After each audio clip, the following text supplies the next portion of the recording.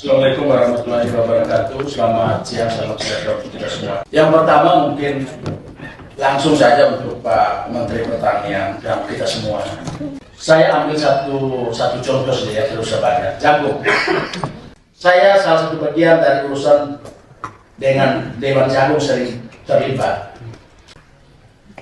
Larinya tadi itu ke ayam. Ayam mahal, telur mahal karena jagung. Bahan baku akan kita tinggi. Dan fenomena di Indonesia saya perhatikan Pak Menteri, periode Okma itu Oktober Maret itu impor jagungnya. Di bulan November pasti Oktober November itu harga jagung tinggi, bahkan sampai Januari Februari tinggi sekali harga jagung. Sementara saat yang bersamaan juga pemerintah bingung. Ya semua saya pikir Bulog, bahan pangan semua yang hadir di sini pasti bingung.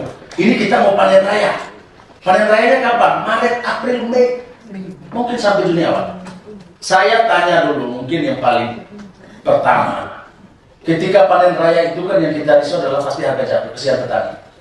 Yang berikut pertanyaannya, ada tidak teknologi dari Kementerian Pertanian satu untuk kesehatan jagung, supaya setelah dia panen dia bisa terjaga sampai ujung kita jangan impor di bulan Oktober November, bisa bertahan 6 bulan, supaya kita naikin produksi dalam negeri dan dia bertahan.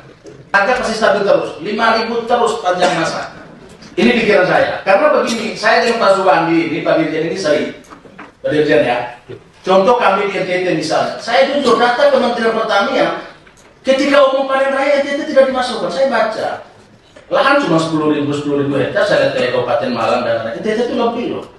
Kami bisa 200.000 hektar. 22 kabupaten kota di sana nih. Minus Kota Kupang aja yang tidak punya lahan. Lahan tidurnya terlalu banyak.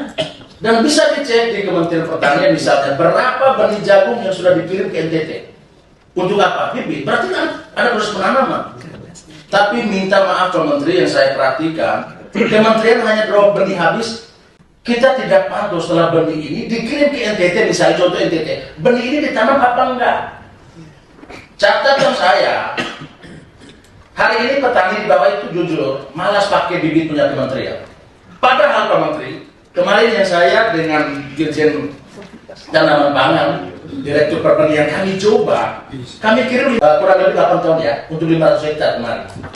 Bulan Juni, Agustus, Juli. Bibit yang punya kementerian itu 1 ton, 1 hektar dengan 7 ton Pak Menteri, itu luar biasa menurut saya. Hasilnya itu 1 hektar dengan 5 ton, dengan 7 ton. Yang biasa kita selalu hitung, bisi sekalipun kadang-kadang hanya bisa dengan 5. Bisi sekalipun. Saya coba bandingkan.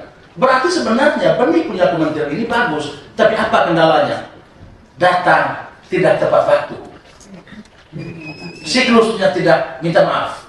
Di bawah sudah siap lahan, barang ini masih tunggu tanda tangan A, tanda tangan B. Petani pikir ini benar atau tidak Pak Zelo?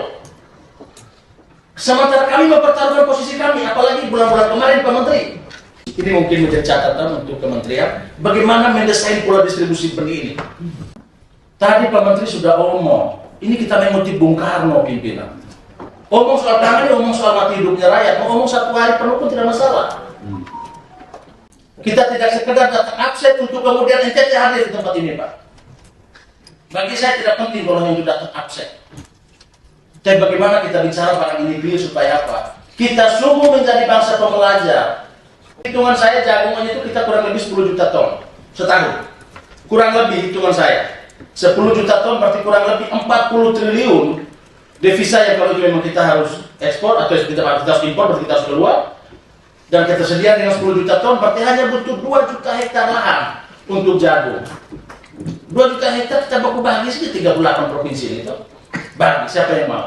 Sehingga sebenarnya biar koordinasi seperti ini terarah dan kaitan dengan tadi memastikan impor dan